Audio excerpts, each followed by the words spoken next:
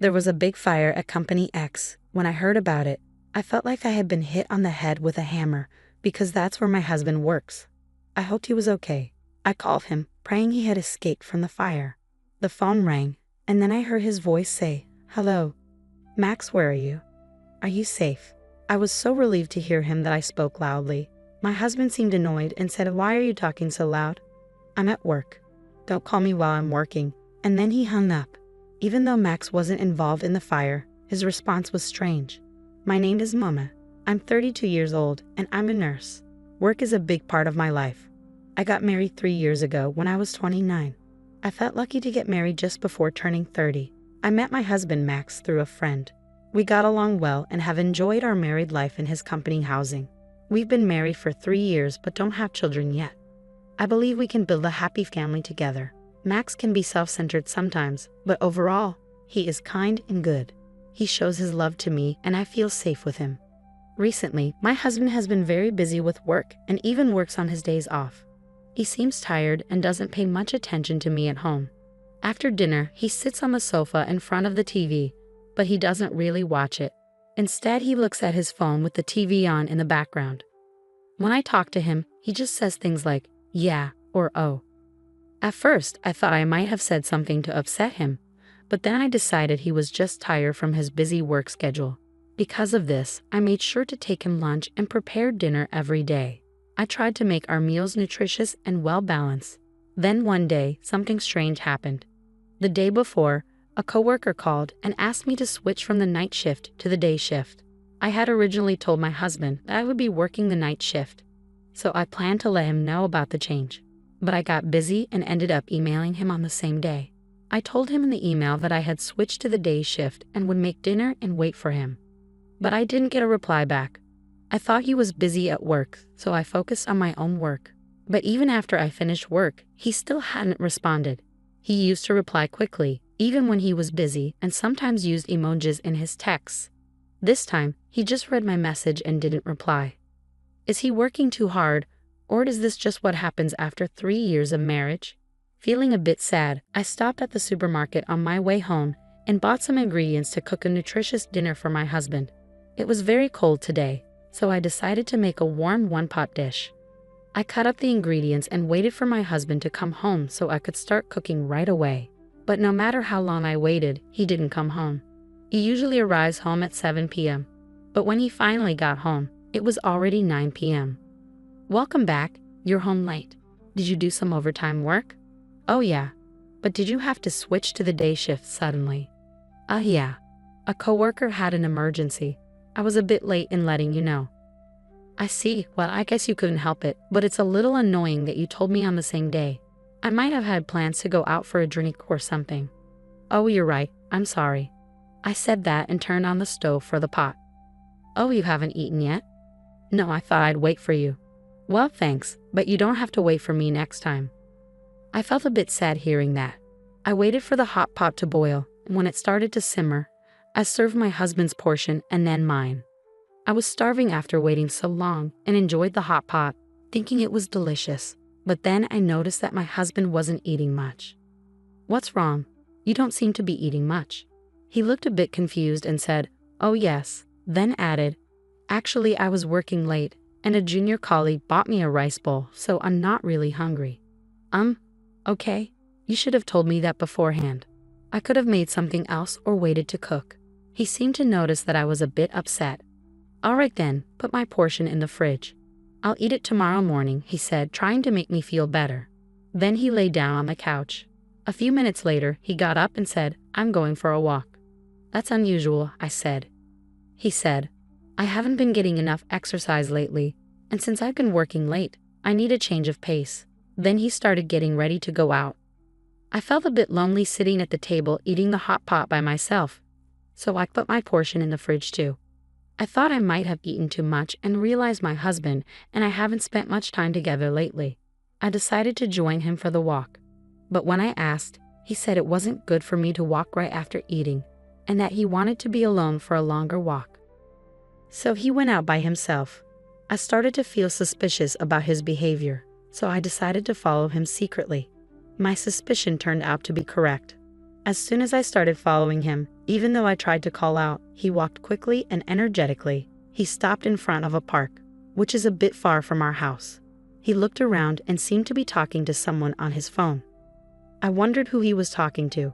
A few minutes later, a car pulled up and my husband walked over and started chatting with the person in the driver's seat. It was dark, so I moved closer to the car. I could see the driver more clearly now. She had long curly hair and glossy lipstick. It was a woman, and she was laughing happily as my husband got into the passenger seat. It hit me, he must be having an affair. By the time I thought this, the car had already driven away. I stood there stunned for a while. Then my husband sent me a text saying he had run into someone he knew and would be home a little late. Someone he knew? I didn't believe him at all. He had said he wasn't hungry because he had already eaten, but he didn't come home until after 2 a.m. He didn't even notice I was awake. He seemed tipsy and went to the kitchen for a glass of water.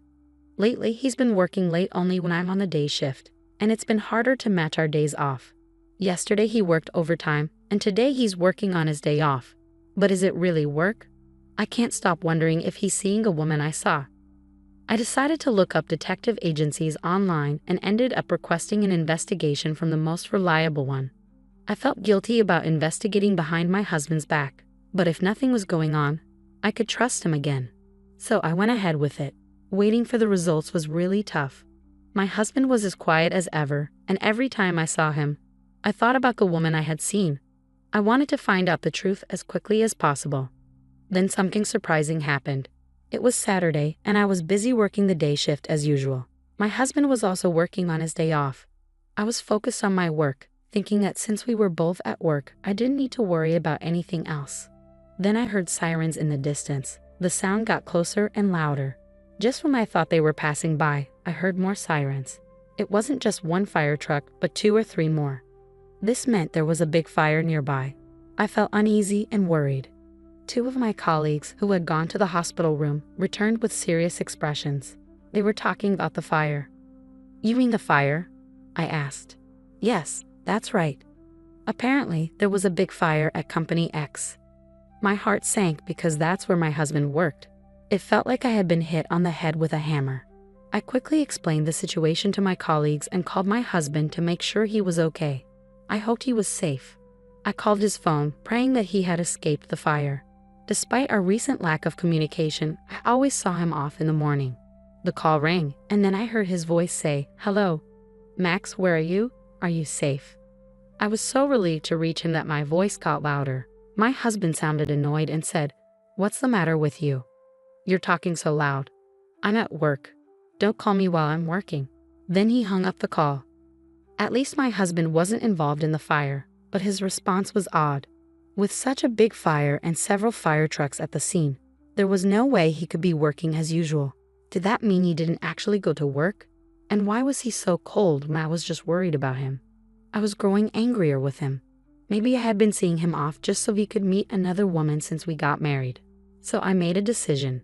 I would leave the house. When I got home, I immediately started packing my things. I found the results from the detective agency in the mailbox. They had just arrived. I decided to take the results with me as I left. My parents helped me pack, and I arranged for the movers to come right away. My husband didn't seem to know I was aware of the truth. He didn't contact me that night, and I guessed he was with his lover. I packed up many of my things, furniture and appliances I had from before we married. The room looked almost empty and deserted. As I looked around, I realized I had no emotional attachment to this place anymore. For now, I moved my things to my parents' house and began searching for a new place of my own. The next day, my husband finally called. "Hey, what's going on? Most of your stuff is gone." Of course I moved out. "What? What are you talking about? When are you coming back? What about my food and the house chores?" I was shocked by his reaction. Is that all he thinks about? During our conversation, I was reminded again of the fire at his company. It was clear he was with his affair partner instead of at work. The anger surged within me. "Why don't you find another woman to handle that for you?" "Huh? What are you talking about? You were with a woman named Linda today, weren't you?" "Huh? What are you talking about?" "I was at the office." "Oh, at the office? How long did you work today?" "It was a busy day. Even though it was my day off, I stayed late." "I see. That's why I was so surprised you moved out. Why don't you stop lying already? Huh. You lied about going to work, didn't you? I wasn't lying. I was working.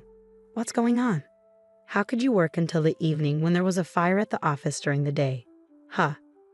When I called you earlier, there were several fire trucks at your company responding to a fire. I was calling to check if you were okay. You told me not to call you while you were working, yet you acted like there was no fire. Well, and I have evidence from a detective agency about your affair. There's no way you can deny it. All further communication will be through my lawyer, and I will be seeking alimony. Oh no? My husband kept begging for forgiveness and apologizing, but I no longer have any feelings for him. I'm sorry, but there's no way to fix this. I'm hanging up now. Wait. I went to my lawyer and asked for a divorce and alimony. The divorce was finalized and my husband couldn't escape the consequences due to the evidence. He and his affair partner paid me a fair amount of alimony. It turned out that his partner was a junior colleague at his workplace. The news of their affair quickly spread through the company, and the timing during the fire caused a lot of negativity among their colleagues. Both my husband and his partner are now facing cold stares and feeling quite ashamed. They really deserve it. Meanwhile, I moved to a new apartment and am enjoying my comfortable single life. I'm taking my time to find a sincere man and am not rushing into a new relationship. My job as a nurse is stable, and I'm also enjoying my own time. Although I discovered my husband's affair unexpectedly due to the fire at his company, he shouldn't have had an affair in the first place. I would have found out eventually. I believe he got what he deserved. I'm now focusing on enjoying my single life and my work as a nurse.